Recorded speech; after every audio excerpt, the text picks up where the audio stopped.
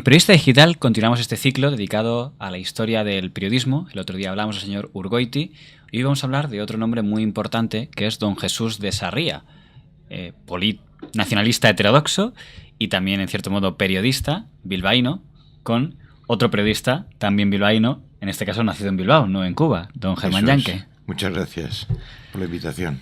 Nada, usted por venir. Y sí, Jesús sí, se le puede considerar un periodista. Fue un momento en el que toda Europa, estamos hablando del año 17, tuvieron un gran impulso las revistas culturales o de pensamiento. En España la revista España y en otros países, sobre todo en el mundo anglosajón. Y en Bilbao fundó él con un grupo de amigos la revista Hermes, que en su época pues fue un monumento cultural sin duda, ¿no? La verdad es que él había publicado antes en los periódicos, etcétera, o sea, tenía esa vocación de propagador de sus ideas.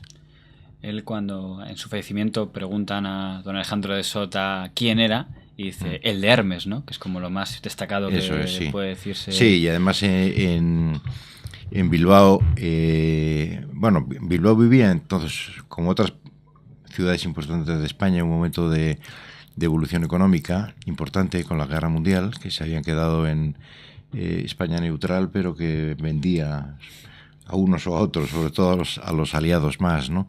Y hubo mucha riqueza y mucha acumulación de capital y mucha actividad cultural. Pero Hermes fue, por su dimensión internacional, un fenómeno cultural mientras duró en el País Vasco, ¿no? Hay que tener en cuenta que Bilbao pues, era una ciudad importante económicamente, industrialmente, pero una ciudad de provincias y que de repente un grupo que se reúnen consiguen que publiquen en Hermes, pues para que nos hagamos una idea, desde Ezra Pound o Rabindranath Tagore y las grandes figuras de la cultura española como Dos, el propio Ortega y Gasset, Unamuno, que consideraban su presidente, los fundadores de Hermes, o sea que tenía una importancia y era un fenómeno que llamaba la atención, ¿no? Este libro está dentro de una colección de bilbaínos destacados. ¿Usted en qué momento se involucró en el proyecto de recuperar un poco la memoria de alguien en parte olvidado como era don Jesús de Sarria, por lo menos en Madrid, más desconocido? Sí, siempre me había gustado la figura de Jesús de Sarria y Hermes. De hecho, hace ya algunos años en Bilbao, Jon Juaristi y yo refundamos Hermes y sacamos un único número.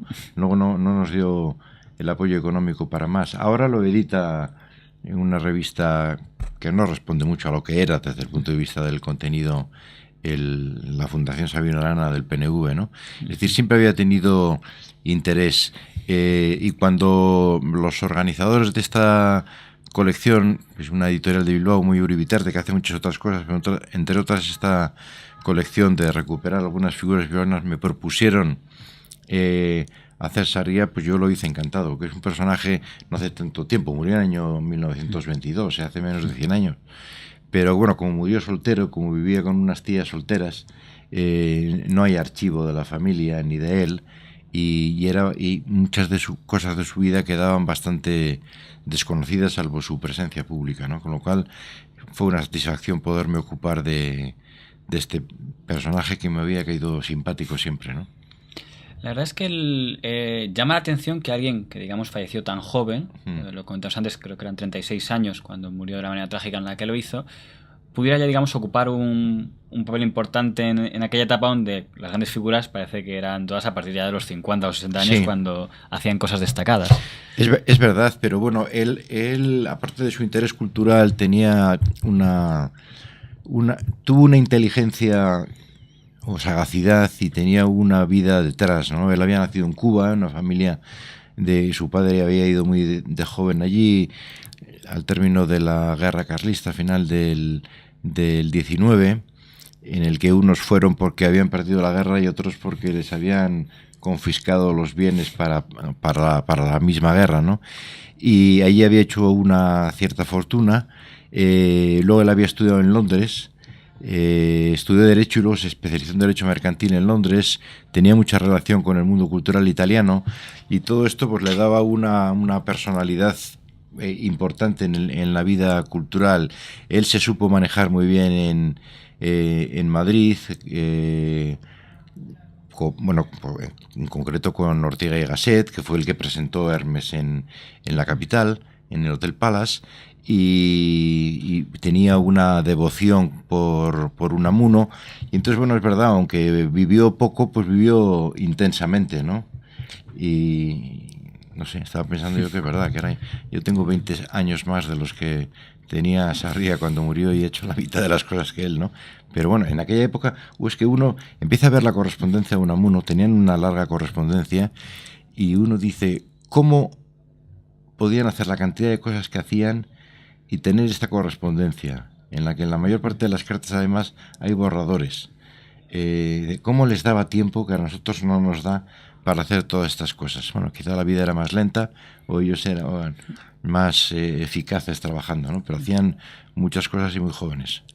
En su relato de esta figura utiliza mucho los diálogos, que no es algo muy habitual, y algunos son realmente interesantes. Estoy pensando cuando habla con don Ramón de Sota, y dice, me alegra, quiero hacer una revista sobre cultura vasca. Y dice, no, es una revista vasca de cultura. Sí, bueno, eso se insistía en el propio Hermes se cita, y me parece una distinción interesante, porque no se trataba, aunque ellos tenían también un objetivo en Hermes, pero era un objetivo secundario, menor, que era dar un poco de altura a lo que se llamaban todos los estudios vascos, y que se alejaran un poco del folclorismo, no solamente en el tema, sino incluso en el planteamiento. Y muchos de los que fundaron Hermes participaron en la creación o en la fundación al año siguiente, en el 18, de la Sociedad de Estudios Vascos, que trataba de dar al estudio sobre las cosas del País Vasco un rango crítico, intelectual, que no existía, digamos, en ese regeneracionismo cultural vasco que había impulsado el nacionalismo. Y en segundo lugar, ellos estaban convencidos de que ellos querían hacer una cultura, que la cultura era universal, que sus temas de interés o aportaciones, aunque les interesaran las cosas políticas o culturales vascas, eran generales, que sus relaciones eran con personas que estaban en todos los lugares. Casi todos los fundadores de Hermes en el año 17 habían estudiado en el extranjero, en Francia o en el Reino Unido, y les interesaban esas cosas, y querían hacer una revista vasca de cultura, pero no una revista de cultura vasca en el sentido de que estuviesen mirándose el ombligo y hablando de sus propias cosas siempre, ¿no? Luego cuando se citan algunas de las personas que escribieron allí, sale gente que, no quiero meter la pata, pero que no da la impresión de que fueran exactamente la misma línea, desde luego, estoy pensando en apellido, gente como Morlán Michelena o Ramiro de Maeztu, que luego tuvo una evolución muy interesante, que no encajaría, bueno, no digamos ya Sánchez Mazas, que luego fue ministro, no entrarían dentro de lo que sería la línea nacionalista vasca. Sarria tenía la idea desde el principio que él quería hacer una revista abierta. Es más, consideraba que parte del poder de Bilbao, que tenía un desarrollo económico en el mundo intelectual y de la cultura, estaba en el que todas las personas que tuvieran intereses culturales o de reflexión intelectual o de política teórica debían estar juntos, y que la polémica no tenía que separarles.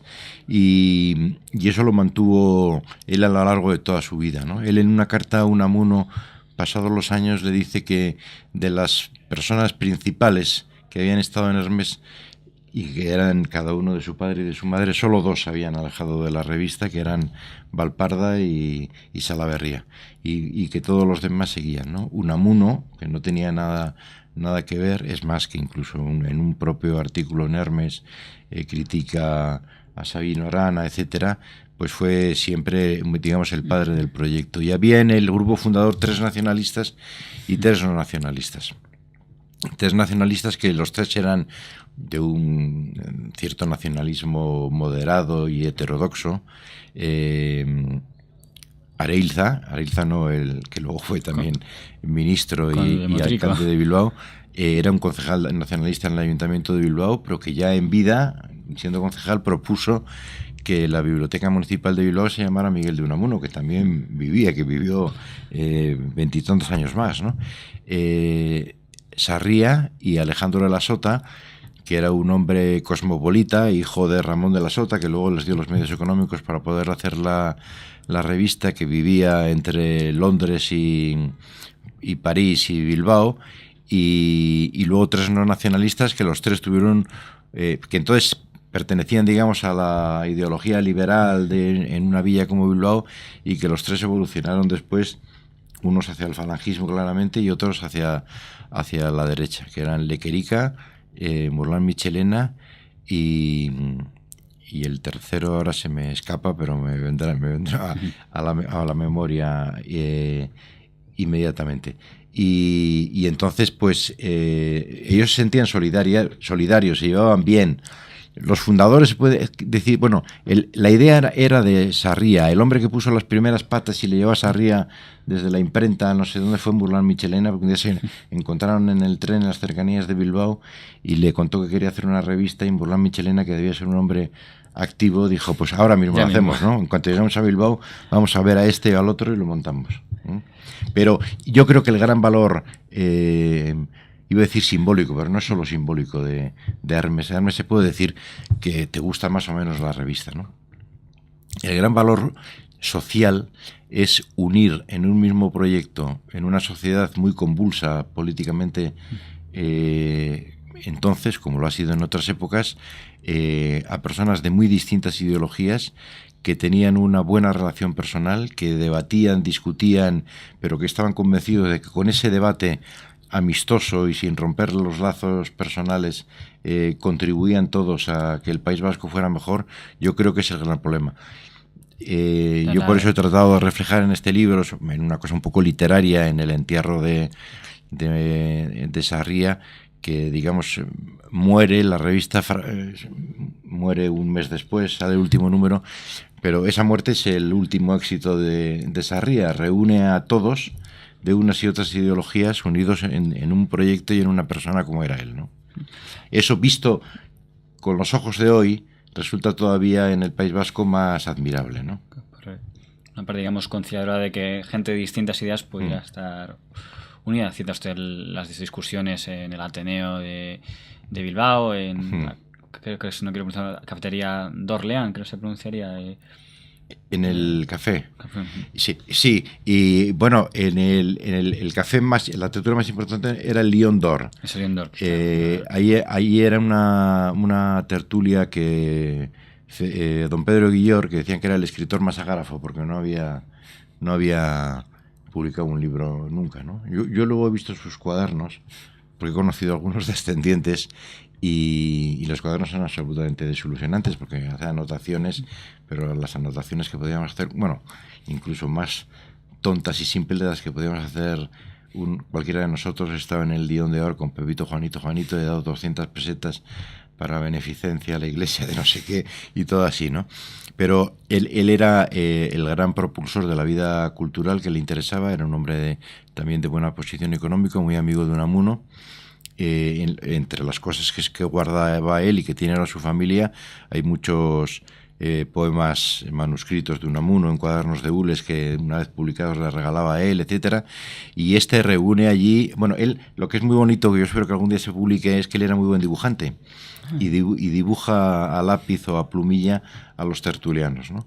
Y te puedes encontrar Unamuno, Indalecio Prieto, Sánchez Mazas, Sarria, etcétera, etcétera. Bueno, pues se reunían gente de muy distinta, o Perezagua, que era un concejal socialista de Bilbao mucho más beligerante, etcétera. Pero estaban todos juntos porque consideraban que era parte de la sociedad que querían crear, ¿no? También escribió Manuel Aznar, ¿no? Y Manuel, efectivamente, Manuel Aznar, que escribía en la revista Euskadi en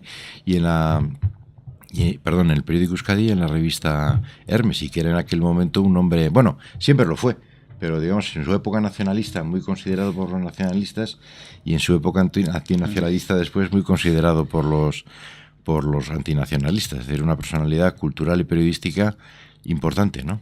Sí, aunque con una gran evolución, ¿no? Bueno, muchos de ellos, ¿no? Pero, por ejemplo, no sé, leyendo por ejemplo a Cioran, cuando cuenta la evolución de los rumanos de su época o de la gente de Centro Europa, se ve que en esos años 30 era un fenómeno general, ¿no? Un fenómeno de crisis, y mucha gente que pertenecía pues a la derecha moderada o liberal le vino la idea de que todo se venía abajo y que había falta una posición enérgica y dictatorial para sacar adelante el país, y fueron evolucionando a la derecha. Además, en el País Vasco se produce en muy pocas fechas, ¿no? Durante la dictadura de Primo de Rivera, muchos de los que estaban en Hermes publican un periódico muy bueno, muy culto, que se llama La Tarde en Bilbao, constantemente censurado en los ejemplares que quedan. Aparecen espacios en blanco o en negro por la dictadura, que tienen una posición no solamente contraria a la dictadura, sino contraria al inicio del fascismo en Italia, muy sardónicos algunos de ellos. Y 4 años después son fundadores de la Falange, ¿no? Es un fenómeno triste, desde mi ideología, cada uno hace lo que quiera, pero que se produce además muy, muy rápidamente. Pero hay muchos fenómenos similares en el resto de Europa, ¿no? Entonces, ya que habla del tema ideológico, la verdad es que yo creo que se ha hablado poco cuando se analiza la historia de la política española, de las divergencias dentro del socialismo, del anarquismo, de lo que fue la situación interna del nacionalismo vasco.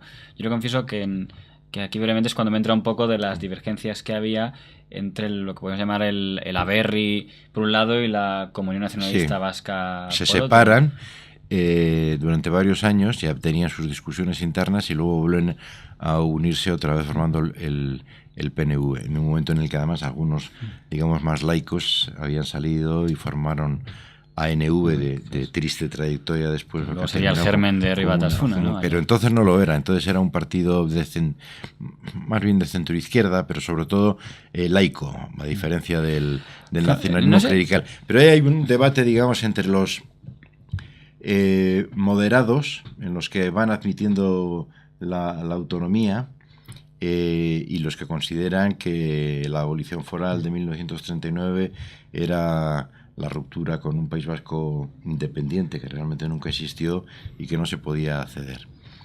Sarria era de los moderados, y Sarria además introduce en el debate una cuestión muy, a mi juicio, muy interesante, porque no es como otros un autonomista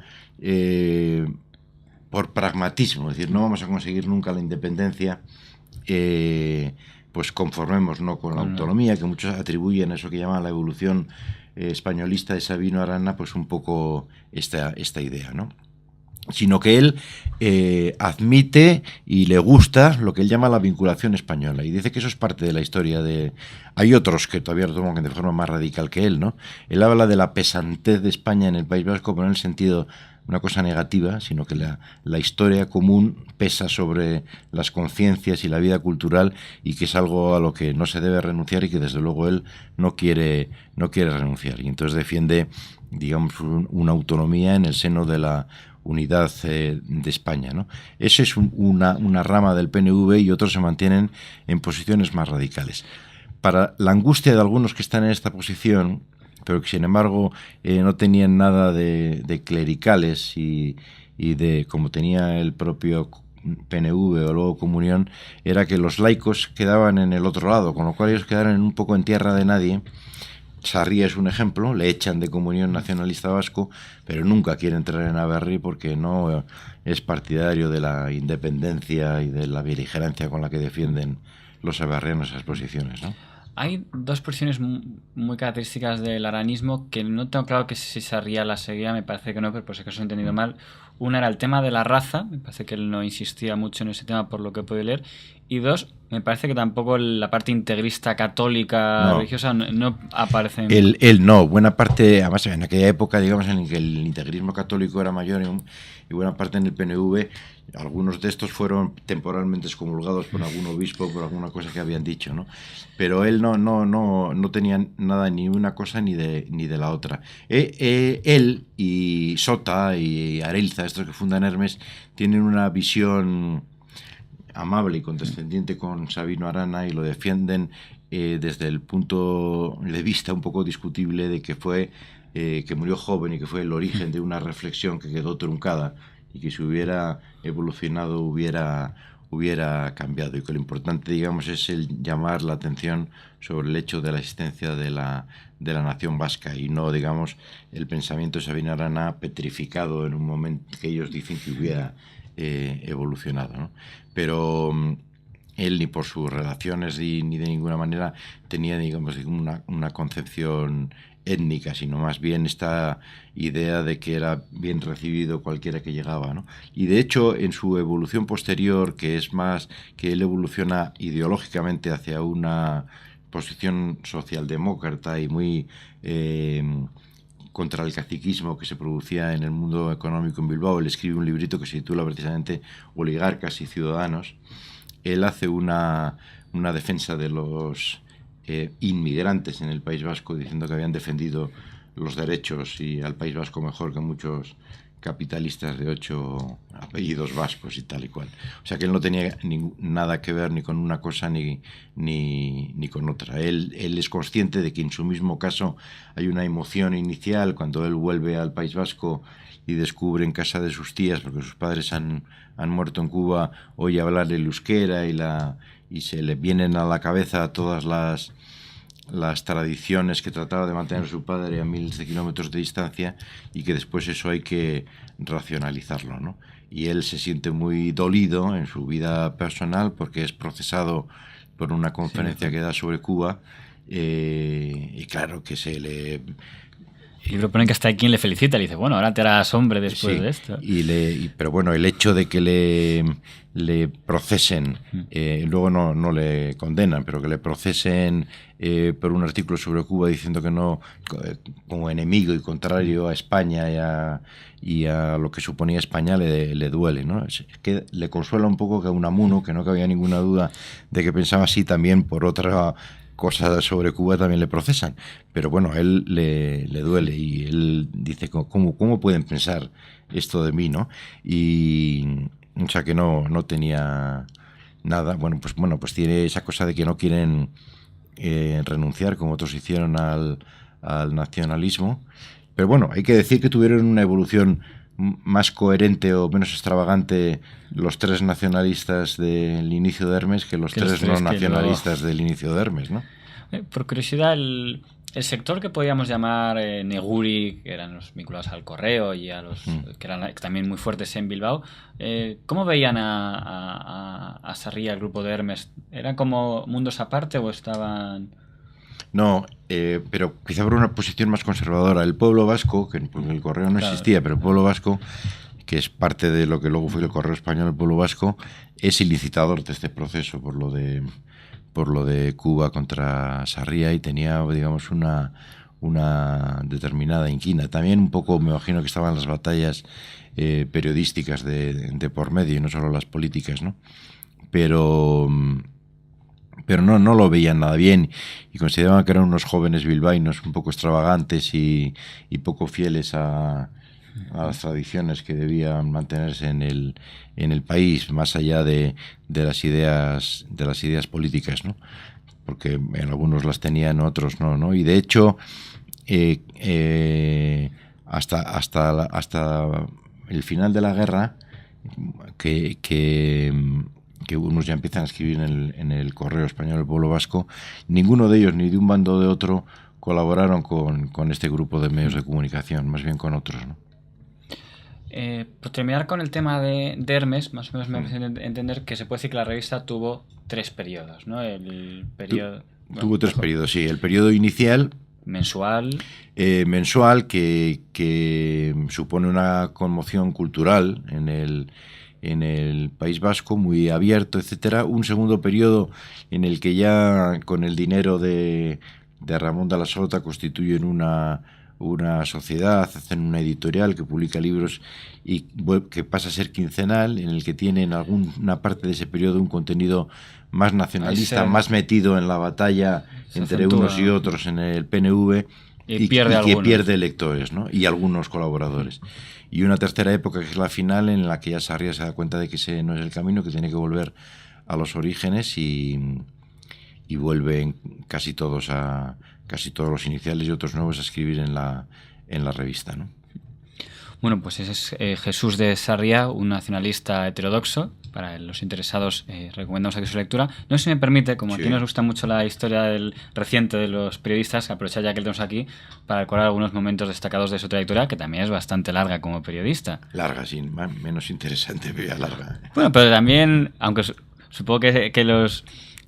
Es a posteriori cuando se van a hacer los juicios, pero ya hay algunos momentos que se pueden comentar, porque ha estado tanto en el periodismo de papel como ahora en televisión, de hecho ahora colabora en varias tertulias, en radio y también en el periodismo digital, o sea que ha tocado más o menos todos los palos. Y he trabajado en un periódico, he dirigido una revista, o sea que bueno, estoy contento contento relativamente, porque algunos dicen, oye, a ti, cuando te conocen te acaban echando de los sitios y tal, bueno, también puede ser, pero bueno, ahora sabes lo que pasa, que veo el momento actual con mucho dolor, ¿no? Es decir, medios de comunicación en los que yo he trabajado, como la revista Época, por revista, ahora con ERE, con el Grupo Intereconomía, Telemadrid, con ERE en Telemadrid, El Mundo, con ERE en El Mundo. Hay como una especie de desmoronamiento de lo que han sido en un momento los medios de comunicación y de mucha gente en nuestra profesión, que tiene un porcentaje de parados en este momento, aunque seamos pocos, más alto en porcentaje que muchos otros sectores. Pues da un poco de pena, ¿no? Le confieso que a mí me impactó una conferencia que le vi en internet en la que comentaba, hablando del periodismo de papel, que en su etapa de jefe de opinión del Mundo se daba cuenta de que el papel estaba un poco de baja, y ponía como ejemplo que una vez por error salió repetido el artículo de don Antonio Gala. Y el primero que llamó para decir, oye, que ha sido repetido fue al tercer día. Se dio cuenta. No, eso es verdad. Lo que pasa es que yo no pienso que el periodismo de papel tenga que desaparecer. También a lo mejor es un deseo mío personal, porque me gusta el periódico, además de interesarme por su contenido. Me gusta la materialidad del periódico, ¿no? Lo que pasa es que creo sinceramente que no tiene mucho sentido unos periódicos, en este momento además de crisis, unos periódicos de 100 páginas en el que uno, imagino, que piensa que puede enganchar al lector con una cosa o con otra, sino que hay que hacer periódicos más reducidos y que sean el complemento de donde llega con inmediatez la información, que es en la radio y sobre todo en los medios digitales, ¿no? Es decir, no puede ser que, no sé, por poner un ejemplo paradigmático, el terremoto en Haití, los periódicos de papel salen que se han cerrado a las 10 de la noche diciendo que puede haber 1.000, 2.000, ¿no? 3.000 muertos en Haití, y cuando en el momento en que uno va en kiosco, en el periodista digital o en cualquier otro medio digital, están ya dando cifras astronómicas de fallecidos. Yo creo que el papel de la prensa escrita tiene que ser, digamos, el análisis de lo que uno ya conoce, ¿no? Que la gente ahora... No todo el mundo compra periódicos, ¿no? Los que compran periódicos salen de casa a través de la radio, del internet, por la noche, conociendo los titulares, al menos, de la mayor parte de las noticias. Si el periódico, y además te cobran 1 euro, 2 euros, te dice exactamente eso, no tiene ningún sentido. Cuando te da algún contenido adicional, tiene sentido. Hay un periódico que a mí me gusta mucho y que trato de leerlo siempre que puedo, todos los días, es Le Monde. Le Monde tiene, no sé, para decir, 1/4 de las páginas, es más grande, pero incluso así, que tiene un periódico español. No pretende darlo todo, pero no ya un tema francés. En una página que te explican la situación de quiebra del sistema financiero español y los bancos españoles, tienes todas las claves, te enteras perfectamente de ese asunto. Puedes interpretar las otras noticias gracias a Le Monde. Yo creo que ese es el papel. Me contaba Juan Cruz, que estuvo y entrevistó, luego pues salió en el diario El País a Jean Daniel, famoso periodista francés y fundador del Nouvel Observateur, y que le preguntaba sobre la prensa digital, y cogió Le Monde, que lo tenía encima de la mesa, lo levantó y le dijo, mire, esto dentro de poco será el suplemento de un periódico de internet. A mí me gusta esa idea, en el sentido de esto no tiene por qué desaparecer, pero aquello que no entra, digamos, en el mundo de la inmediatez del internet, o de, no sé, quizá más adelante todo el mundo se acostumbre a leer en la pantalla, y ya sé que la gente joven ya no quiere impresoras, sino solo pantallas, pero bueno, la reflexión y el análisis y la opinión están en este ejemplar de papel, y las noticias llegan a través de otros medios, ¿no? Le tengo que preguntar también por otro tema relativo a Euskadi. Ayer estaba por aquí el señor Goñi Tirapu y nos daba su visión de que tenía el tema. Dado que, estoy hablando del tema del terrorismo, dado que usted ha tenido que pasar el trago que Claro, y me puedo imaginar cómo debe ser de que le comuniquen que su nombre está en alguna lista donde antes han figurado otras personas que usted conocía y que habían sido asesinadas. No sé qué reflexión tiene sobre aquel momento, cómo se vio y cómo está ahora la situación. Bueno, pues para hacer una broma sobre un tema serio, a mí el que llamó para decirme que acaban de tener un señor que había dicho que al día siguiente me iba a pegar un tiro a mí y a otro, fue el actual presidente del gobierno, porque era cuando era ministro del Interior.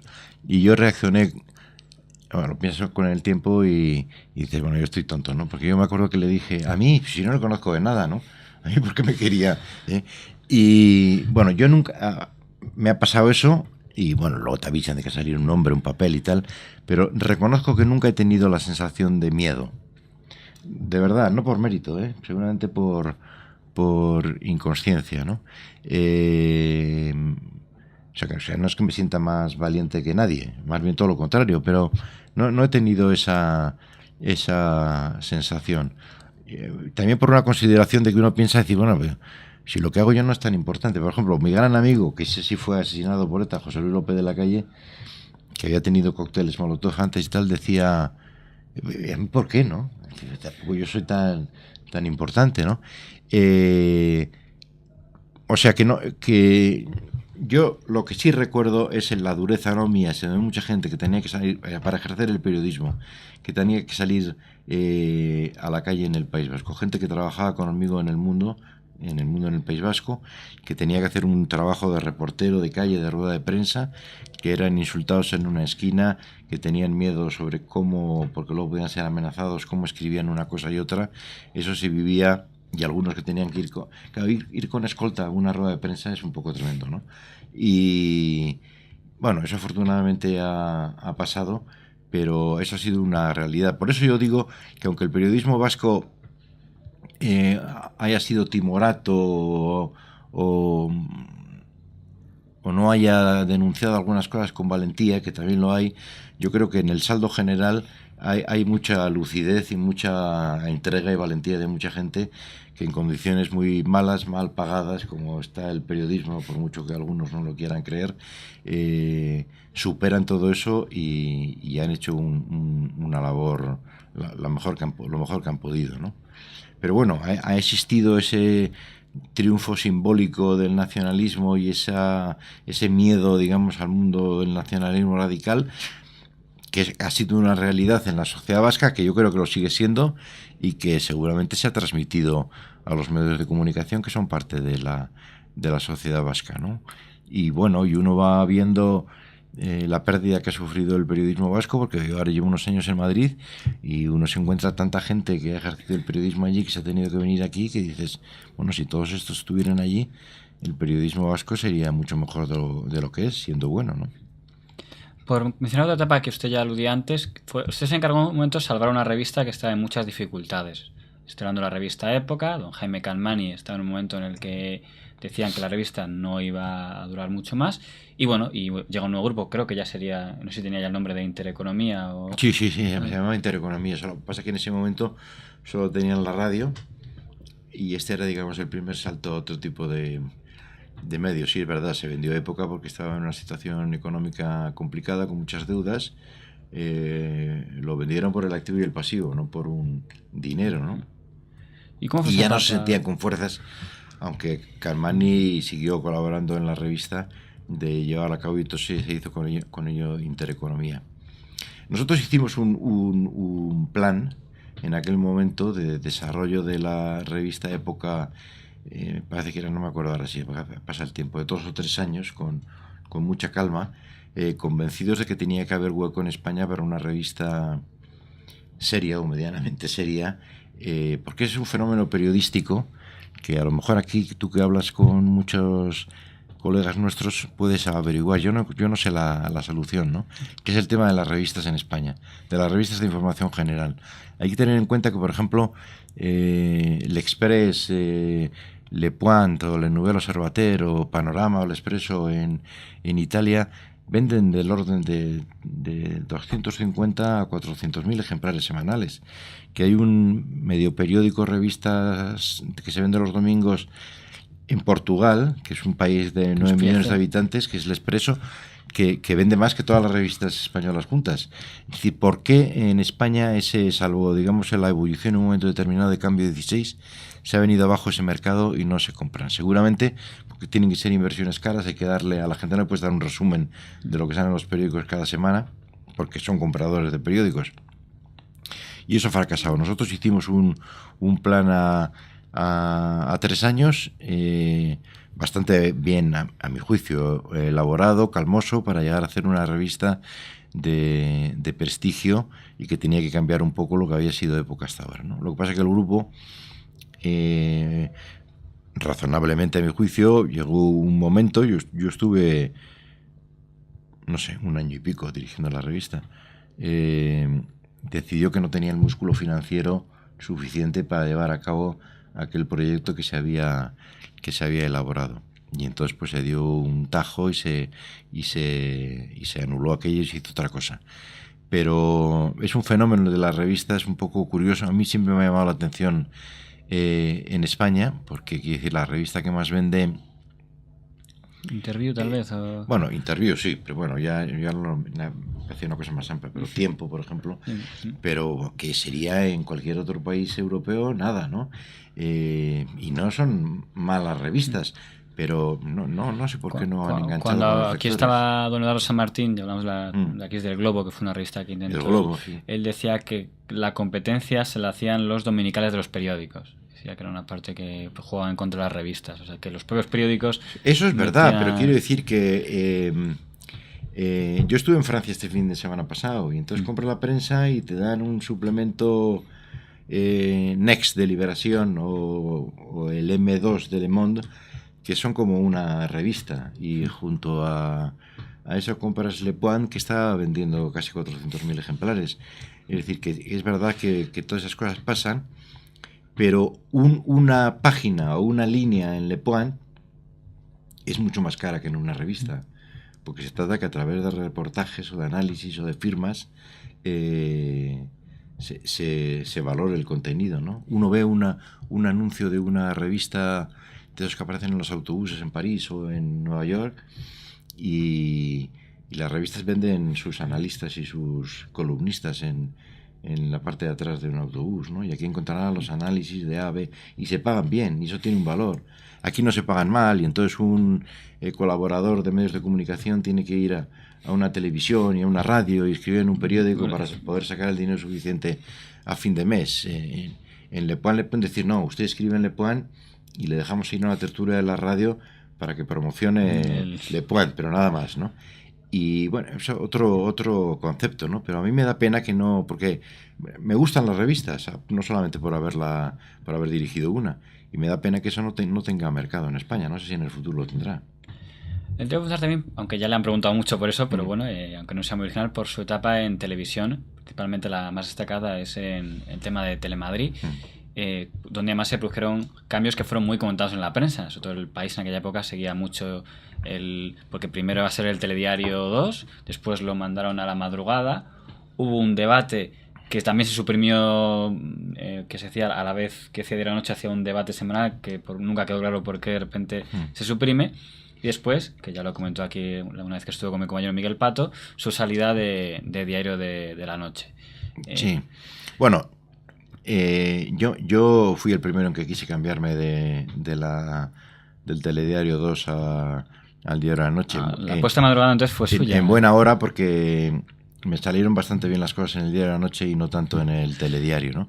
Los telediarios informativos de las televisiones, y esto cualquier persona que nos oiga, haya trabajado en un medio o sea simplemente espectador lo sabe, tienen lo que incluso en la jerga profesional llaman la liturgia del telediario, que es una especie de posición hierática que con la misma cara y sin ningún comentario que se vaya más allá de lo establecido, el día que toca estar serios y cuentan que se ha casado el príncipe Felipe o que ha habido un accidente de metro, con la misma cara, o te cuenta con una sonrisa y el día toca sonrisa que ha muerto un señor en un accidente de tráfico, o que hay una guerra, o que ha ganado las elecciones el Partido Popular. Yo no me sentía nada a gusto en ese programa, y hay que reconocer que en esa etapa no me fueron las cosas bien. Entonces, en un viaje a Londres, vi un programa en la BBC, en la BBC2, que se llama el Newsnight, que me pareció apasionante. Y yo hice un proyecto... O sea, fue iniciativa suya a Diario de la Noche. Fue un proyecto y copiando, dentro de los límites de Telemadrid, que no tiene nada que ver con los de la BBC, la idea del Newsnight. Y, o sea, que ahí no fui desplazado ni nada, sino que fue este asunto. Y luego, ahí las televisiones, que sí que las ve mucha gente, y claro, bueno, no la mayor parte, pero cada autonomía o cada gobierno regional y muchos ayuntamientos tienen su propia televisión, se convierten desgraciadamente en un instrumento político. Hablamos, ¿no?, de las públicas. Sí, que hay que utilizarlo a beneficio del gobierno. Me da igual que sea el PP o el Partido Popular. Eso produce tensiones. Las tensiones son buenas siempre y cuando no haya, digamos, una imposición más allá de la profesionalidad, ¿no?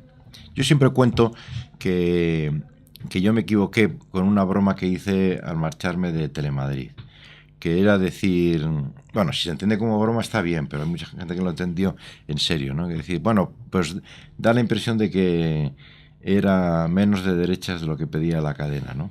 Porque el problema no era ser más de derechas o menos de derechas, era ser más profesional o menos profesional, tener un criterio de su programa y defenderlo ante quien sea, bien sea la oposición o el gobierno o la gente que trabajaba contigo. Y eso en las televisiones públicas es complicado. Algunos lo pueden conseguir, yo no tengo experiencia pero para mí fue, no al principio, pero después ya se convirtió en una cosa un poco angustiosa y molesta. Aunque fuera a lo mejor casualidad, quedó siempre marcado lo de no me gusta que compre el discurso de los adversarios. Es verdad. Yo creo que ese asunto podía ser un síntoma, pero eso no fue la causa de mi marcha, ¿no? Que había ahí un ambiente. Y eso pasa como todo. Esperanza Aguirre es como es. Pero es mucho mejor que los esperancistas. Y había muchos esperancistas. Hay más papistas que el Papa. Más papistas que el Papa, ¿no? Y entonces yo creo que eso pudo ser utilizado con algunos. Yo he contado, y no tengo por qué ocultarlo, que después de aquella cosa un poco tensa de la entrevista, ella me llamó y me dijo que disculpara el tono, que no en ningún caso quería que hubiera sido como realmente terminó siendo, ¿no? O sea que no... El señor Sánchez Dragó, que estuvo aquí hace poco, decía que quiso invitarle a usted a su primer programa. El primer programa, sí, pero no me hizo ninguna... Ha sido la única vez, hay que reconocerlo, la única vez que desde que yo me marché me han invitado a Telemadrid, Fernando Sánchez Dragó, para su programa. Pero ya me parecía más espectáculo que información, ¿no? El tío que se ha marchado, que venga al primer programa. Yo solo agradecía a él, pero decliné la invitación, ¿no? El último episodio sería el tema de Internet, porque creo que, aquí me corrige si meto la pata, fue uno de los fundadores de Libertad Digital. Sí, pero me fui pronto. Fui uno de los fundadores de Libertad Digital, efectivamente. No sé si era cuando aún por la vía Intereconomía, que sé que algo colaboraron, que luego se separaron en una historia que yo creo que se ha contado, se ha analizado poco. La idea de Libertad Digital es una idea de Federico Jiménez Santos, que la tenía tiempo atrás en la cabeza y que tenía una idea que no sé si le saldrá bien, ojalá le salga bien, pero que en un mundo convulso o los periodistas tenían su propio medio, que era lo que él buscaba, o iban a encontrarse con muchas dificultades en un lado o en otro, como a él también le ha pasado. Y entonces tenía esta idea y siempre insistía en el mundo del Internet. Lo que pasa es que las personas que estábamos ahí a su alrededor, que él conocía, no teníamos los recursos necesarios para llevar a cabo el proyecto. Y como por aquel entonces fue cuando yo había tenido unas primeras conversaciones con Intereconomía para su intención de comprar Época y si a mí me interesaba o no dirigir el proyecto y tal, pues puse en contacto a las dos cosas y salió Libertad Digital. Luego yo lo dejé, no porque me enfadara con nadie en aquel momento, sino que lo dejé, ¿no? Pero bueno, yo ahora me da la impresión de que hay demasiados, ¿no? Luego, demasiados medios también pasó por digitales. Fue editor, no sé si, y luego fui brevemente editor de Estrella Digital. Y ahí hubo diferencias de criterios entre los socios y yo estaba con unos de acuerdo en una cosa, pero en otras y con otros y tal, y pensé que digamos que había un socio que tenía no la mayoría absoluta, sino casi el 80%, no tenía ningún sentido estar allí de discutidor. Si él decidía... Y ya también lo dejé amistosamente, quiero decir que no, pero ya no tengo nada que ver con ello. A mí me parece, bueno, yo ahí hacía un papel no de director de la publicación, sino de editor o responsable empresarial, por decirlo de alguna manera, pero me parece un mundo apasionante. Ahora creo que estamos en un momento de ebullición a la contra, es decir, que mucha gente que pierde su trabajo cree que el autoempleo es hacer una página de internet. Y mantener una marca en el mercado es muy complicado, y en el internet quizá más que en otros sitios, con lo cual muchas cosas que ahora aparecen y que producen cierta confusión, yo creo que acabarán desapareciendo y que quedarán unas cuantas cabeceras. Hay que tener en cuenta también, como por ejemplo se ve en Estados Unidos y en Francia, de lo que yo conozco, que la mayor parte de los más importantes medios en Internet acaban teniendo vinculación con algún grupo periodístico. No sé si sabe que ahora ha seguido lo del Huffington, que ha creado Prisa. Sí, los Huffington, tanto en Francia como en España, son una cosa un poco peculiar, porque ni la gente que ha fundado lo que está en el primer equipo del periódico, ni en España ni en Francia con Le Monde, vienen de Le Monde, vienen de fuera y un poco utilizan, pero bueno, uno el Huffington francés lo puede encontrar entrando en la página de Le Monde, y que de ahí pasa, o yendo directamente, ¿no? Pero bueno, no me refería a eso, me refería a la página de Político, que ahora incluso hacen ellos un periódico gratuito en Washington que pertenece al Washington Post, o el Slate, que pertenece a un grupo que hacen en Francia también, pero pertenece a un grupo norteamericano, es decir, que acaban... Bueno, pero eso es por el Internet y por cualquier otro medio de comunicación, ¿no? Este en el que estamos mantiene su independencia por el momento, ojalá lo pueda hacer mucho tiempo, pero... Pues veremos cómo estamos la próxima vez que nos veamos. De momento, gracias por haber compartido este rato con Prisa Digital. Gracias por la invitación.